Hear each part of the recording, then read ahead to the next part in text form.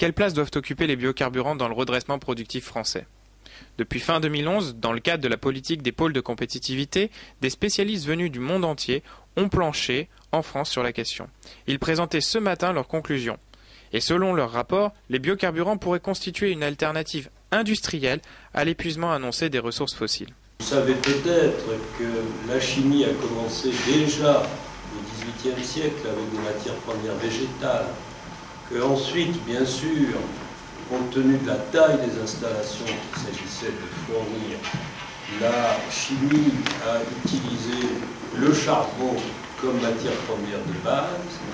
Et puis, un siècle ensuite, c'est le pétrole qui a remplacé le charbon pour faire des produits chimiques.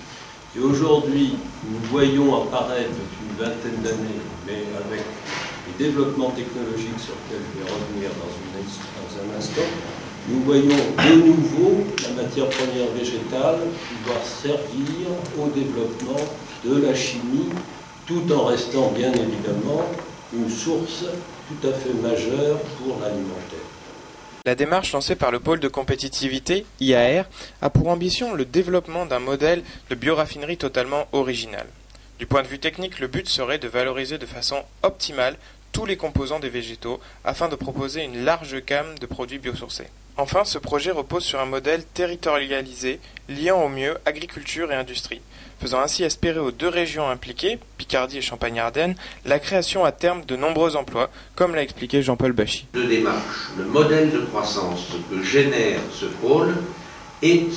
applicable, bien sûr, et généralisable, sans doute, en France, comme capable de nourrir des créations d'emplois, de l'innovation industrielle, de la recherche et du développement, mais que cette capacité que nous avons eue de définir un nouveau modèle de croissance, on peut le retrouver, on peut le décliner, on peut l'exporter dans quantité de pays, pas seulement du monde occidental, mais aussi de pays émergents, de pays en voie de développement. Alors, c'est vrai que l'originalité de la démarche est qu'elle a un sens multiple sur le plan économique et écologique. D'abord, elle est un élément clé de valorisation de ce qui est une des richesses la plus importante, richesse renouvelable, qui est la production agricole et la biomasse.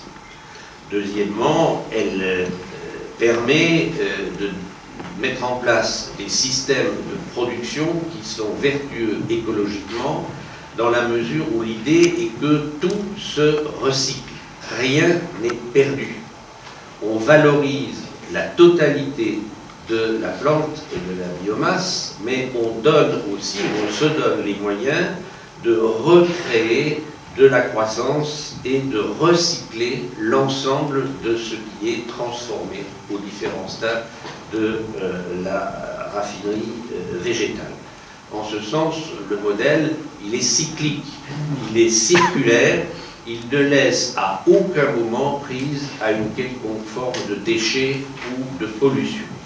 Car les fibres végétales et les molécules végétales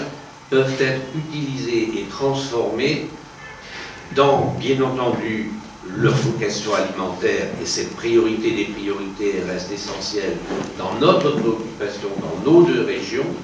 mais aussi où les sous-produits trouvent des applications dans des domaines aussi divers que les colorants, la cosmétique, les détergents, les émulsifiants, les isolants, les matériaux nouveaux de construction, la pharmacie.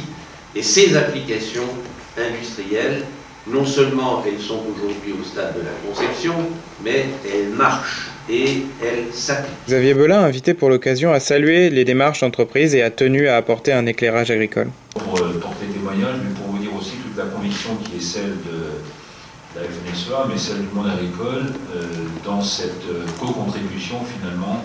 à ce qui est en train de devenir sous nos yeux et en direct, sans doute un pôle de compétitivité majeur. D'abord, si les mots ont un sens, quand on évoque aujourd'hui le redressement productif, nous avons, nous, la conviction que cette bioéconomie, ce qui est en train de naître sous nos yeux, peut parfaitement contribuer à être un des piliers, sans doute un des points d'adossement de ce redressement productif.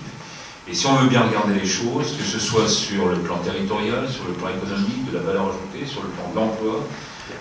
nous sommes là à la veille de développements extrêmement importants